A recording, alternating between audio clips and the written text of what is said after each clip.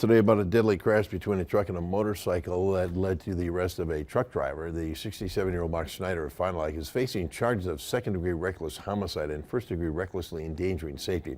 The driver of the motorcycle, 26-year-old Elijah Sowen, was taken to a hospital where he later died. Fond du Lac police say they found evidence at the scene of the crash that suggested Snyder crashed into the biker intentionally.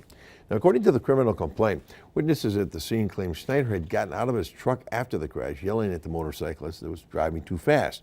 Another witness told police they saw the motorcycle driving north in the southbound lanes to pass other cars.